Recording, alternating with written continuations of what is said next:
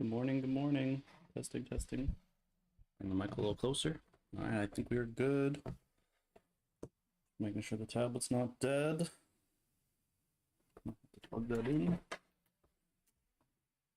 But we are back with another Monday live stream. 2 seconds. All right. I'll make a formal announcement somewhere else, but for anyone watching this video, we're going to be dropping the live streams to 3 days a week. Michaela and I share an office, and so that allows flexibility for us both to get what we need done in the morning. But with that out of the way, welcome back to the Board Gaming Breakfast. My name is Sam, and for those of you who are new to this style of stream, I like to go live 3 days a week to record videos to go to YouTube and interact with anyone that wants to jump into lives and say hi. And so the format will be on Mondays, we'll do our manifesting video and then get to the regular 3. And then the other 2 days during the week, we'll talk about a game, we'll add a random mechanic to that game, and then we'll finish with a 5-minute brainstorm. So with that out of the way, let me just pull up my notes for the first video. All right.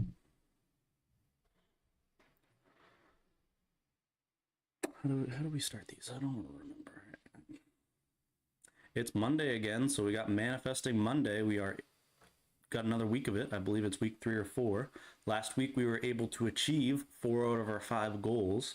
We didn't realize that our apartment pickleball courts are actually not open until after Labor Day, so we didn't get that goal complete. But the goals for this week for Sam are to find a new playtester for the game Everstone. We're looking to balance the quests that you can do in the game to make sure that they're all relatively the same value of being able to complete. We are going to take our green basic upgrades and give them a facelift and fix the balances there. And then we'll actually be heading to the Cape this weekend. So we're going to teach Mick pickleball this week. So let me know in the comments down below what you're going to hold yourself accountable to this week. And let's do this as a team. All right, that is video 1. Video 2, make sure that we're in the right there. And this has to actually flip around. All right, we should be good to go for the rest of the videos.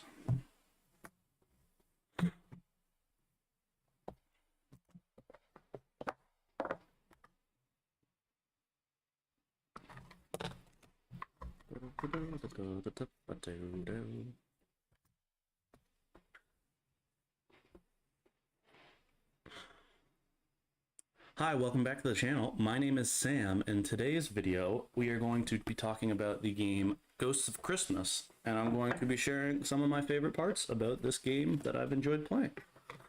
So, Ghosts of Christmas is a trick-taking style card game, and it only plays between 3 to 4 players, which kept it off of our shelf for a while just because it's sort of a unique player count that we don't always get to. But for those of you who are familiar with trick-taking, this will make sense to you. But the main concept that I like in the game is that there are 4 different suits that you play with, and I believe you only play with a certain quantity.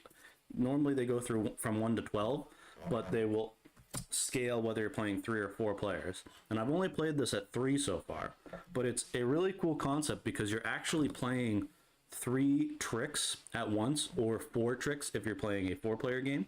But how it'll work is you have these past, present, and future in a 3-player game, these dials that will control what the winning suit is for playing.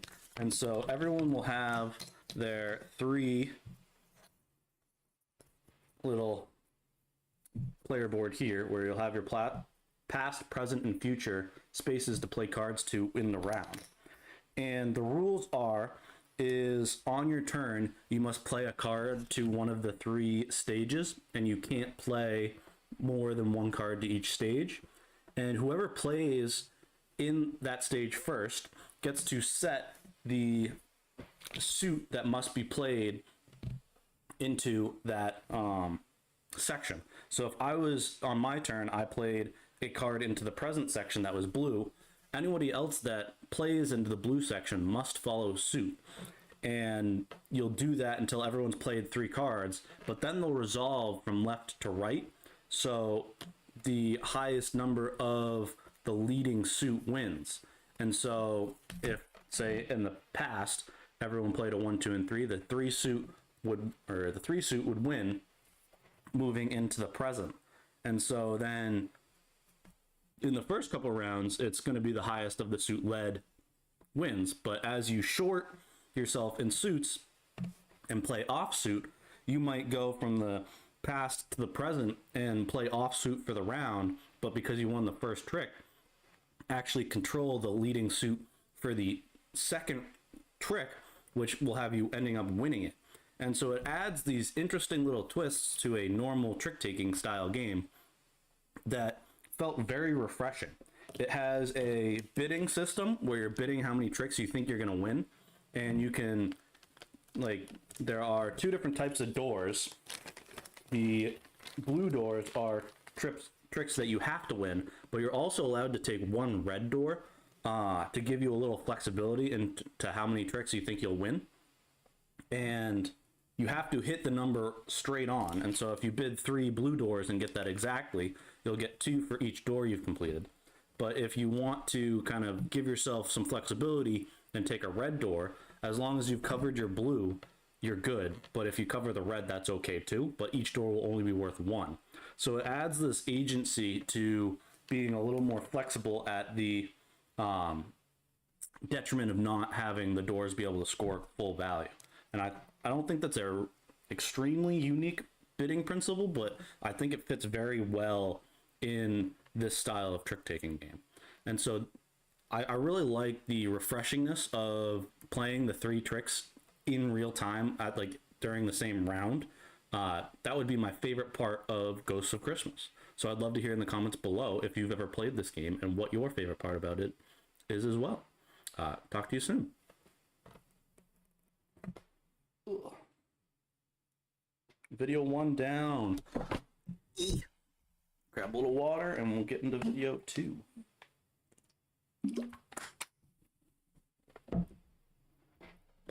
All right, let's try sharing our tablet. All right, we're good with that. Make sure we're here. Boom, good with that. Do a quick. All right, those are good. All right, video 2 is underway. Hi, welcome back to the channel. My name is Sam, and in today's video, we are going to be taking the trick-taking game, Ghosts of Christmas, and we're going to be adding a random game element into it. And so how we'll do that is by going over to our screen here, and if you look in the top right corner of the screen, we have a wheel with 60 different game mechanics pulled from BGG on it. And so I've clicked the wheel, and hopefully it'll land on something that doesn't exist in Ghosts of Christmas for us to try and design into the game. Ooh, we got area majority. And so what we'll do here is we'll set ourselves a 5-minute timer to try and design area majority into the game Ghosts of Christmas. So for those of you who aren't familiar with the game, it is a trick-taking style game where you're playing 3 tricks within 1 round or 1 turn hand. If you're playing a 3-player game, if you're playing a 4-player game, you're playing 4 tricks within 1 round or turn. I guess I don't really know what they phrase it as, but you'll be playing 3 to 4 cards down depending on player count. And there are 4 different suits in the game, and so you're bidding on doors that you think you'll win. And so at the end of each round, there is this player board for keeping track of score that has this pathing on it, where you'll move up the path based on the victory points. How I would add area majority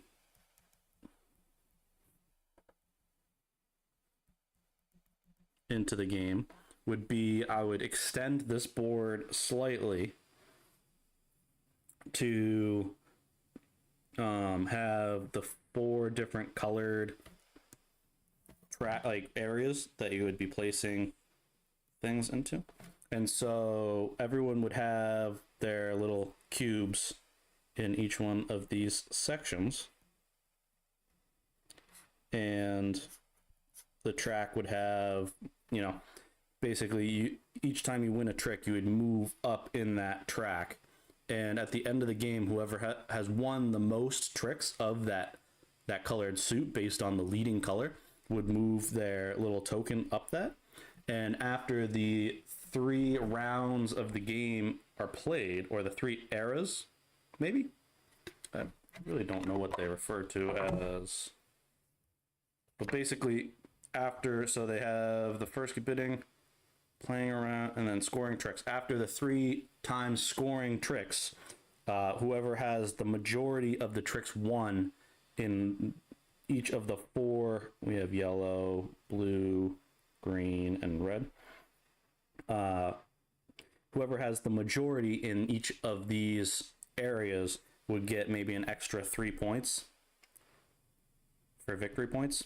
And so that, I think that would be my quick brainstorming of how I would add area majority into Ghosts of Christmas. So what do we have for time? We have 2 minutes left. Is there a second way we can think of adding area majority into the game Ghosts of Christmas?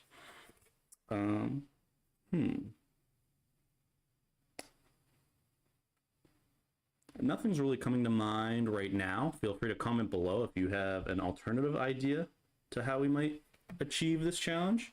But I'm going to go to full camera and recap that our challenge today was we spun our wheel and we had to add area majority into the game Ghosts of Christmas.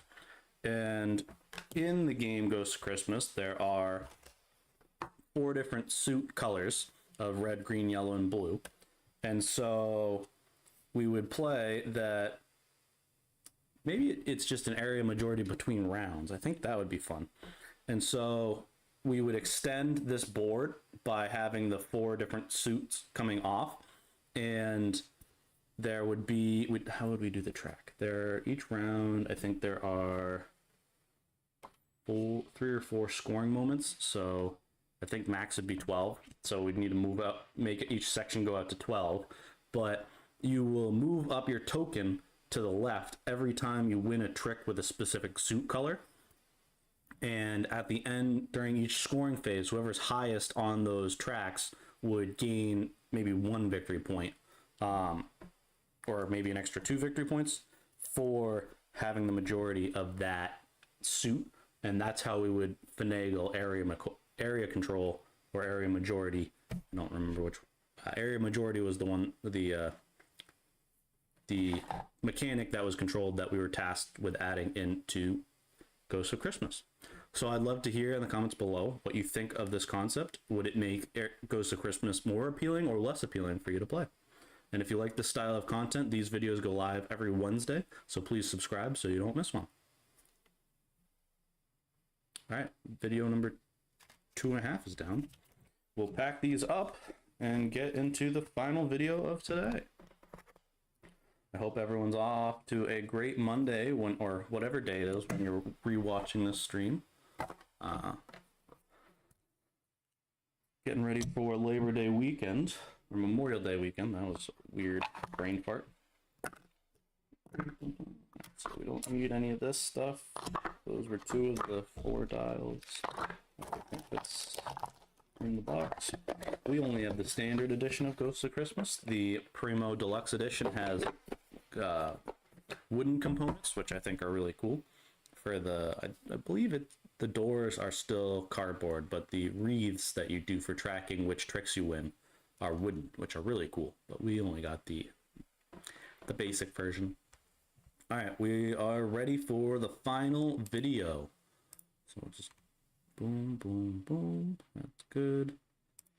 We will swipe to a new. Mumble, mumble, mumble. All right, boom. Last. Oh. That went down the wrong pipe. Oh. Give ourselves a minute to hopefully not get any of those in the actual video. All right, video 3. Hi, welcome back to the channel. My name is Sam, and in today's video, we are going to be designing... I'm going to have to restart because my... Didn't mean to choke on water before the last video. Oh. Try take 2. Hi, my name is Sam, and in today's video, we are going to be designing a game based off of a randomly generated prompt, and we're going to be doing that in 5 minutes or less. So if we come over here and pull up our web browser, we are on the website letsmakeagame.net, and they have this really cool tool called the Game Idea Generator, which when we click this generate button, it'll give us a genre, rule, setting, and theme that will give us the criteria for us to design around. And in past videos, we have added the rule that the game that we talk about for the stream will have to give some sort of limiting condition, or we'll have to use influence from that game to design from this prompt as well. Because through doing these, either we've been getting ones that are similar prompts or are too kind of just open-ended that we want to give us some more structure that we have to design around. So with that rambling out of the way, I'm going to click the generate button. And so we have to do a racing game. The rule is choose a path. The setting is zombies and the theme is tragedy. So the additional criteria that we will try to add into this game is trick taking, because this stream's game of the day was Ghosts of Christmas. So we are going to pull from that by trying to make it a trick taking style game. All right, so with that all out of the way, we will pull up our timer, and we have 5 minutes on the clock for us to come up with a racing game. So in a racing game, you have to have some sort of track that people are trying to get to the end of.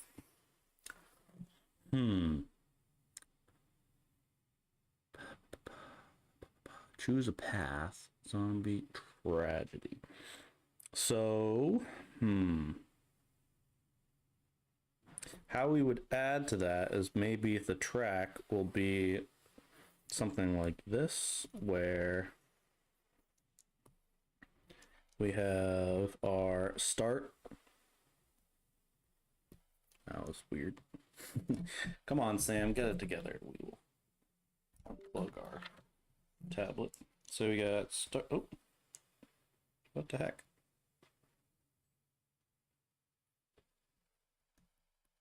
So we got our start, and then our finish will be here.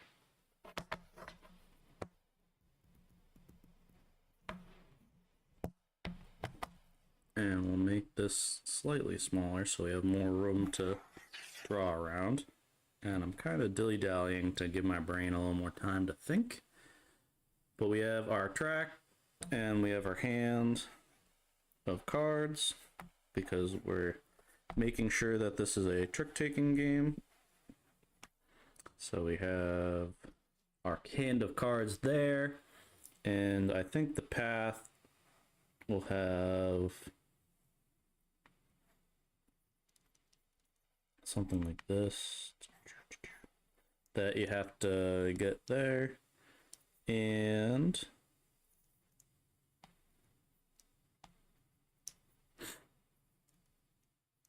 I'm thinking of having sort of a break reset in the track that you get to reset your ability. And so we're doing some sort of strategy. So everyone, I think, would have a player board as well. And there would be tokens seeded that would enter the board as such.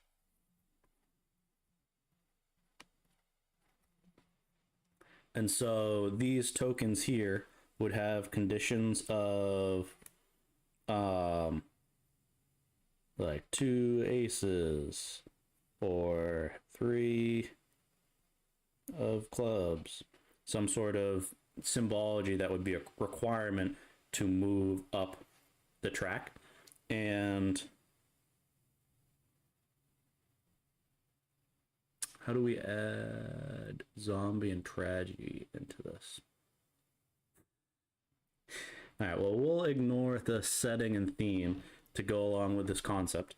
But the idea is that it would be a standard trick-taking game. And to be able to move up the track, you would have to meet the rule objective for the next space options available for you. And so once you have that criteria in your won tricks, you can move those spaces, would be the base concept of this game. So with that in mind, so maybe this would have to be win with the 3 of clubs, or like that would be the 3 of clubs specifically. So that'd be 2 aces. We would have other concepts like win with hearts times 3.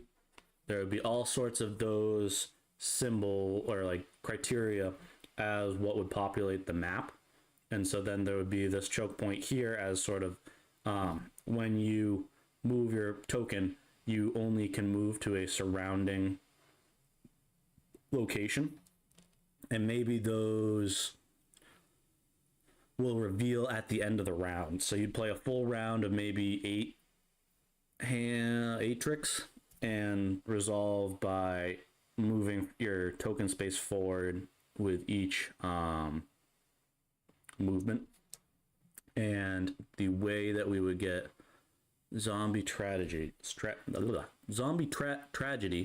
into this game is that each person would have a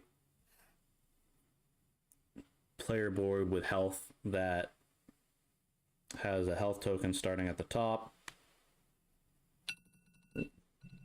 Timer went off, but we'd have our little health bar that potentially, if you don't win any tricks, this would go down. And if you ever accumulatively have 5 hands where you win 0 tricks, the player would be eliminated. So that would be kind of the tragedy element of it, and maybe they get eaten by zombies. So that would be how we loop in both of those to achieve our goal for today. So with that, let's recap by our challenge was to design a racing game where you got to choose your path, and the setting and theme was a zombie tragedy. And so what we did to achieve that is we also added the additional criteria of it had to be a trick-taking game, because that was based on Ghosts of Christmas, which was today's game. And we achieved it by creating a track that would be randomly seeded with different criteria of goals that you have to meet for when you win tricks, which will allow you to move up the certain space on the racing track. And the goal of the game would be to be the first to cross the finish line in X number of trick rounds that it takes. And how we added tragedy and zombies into the theme is that everyone has a little health dial that starts at 5, and every round that you don't win any tricks, you would drop your health marker by 1. And so the game can end in 2 ways. One person crosses the finish line first, or everyone else in the game gets knocked out because they've had enough rounds that they don't win any tricks and they get eaten by zombies. So that was our way. That was how we satisfied today's random game prompt. I'd love to hear in the comments below what you think of this trick-taking concept, or even better, if you have a better way to satisfy today's prompt, I'd love to continue that discussion in the comments below as well. So if you like this style of video, these videos go live every Friday, so please subscribe so you don't miss one. And I hope to hear from you soon.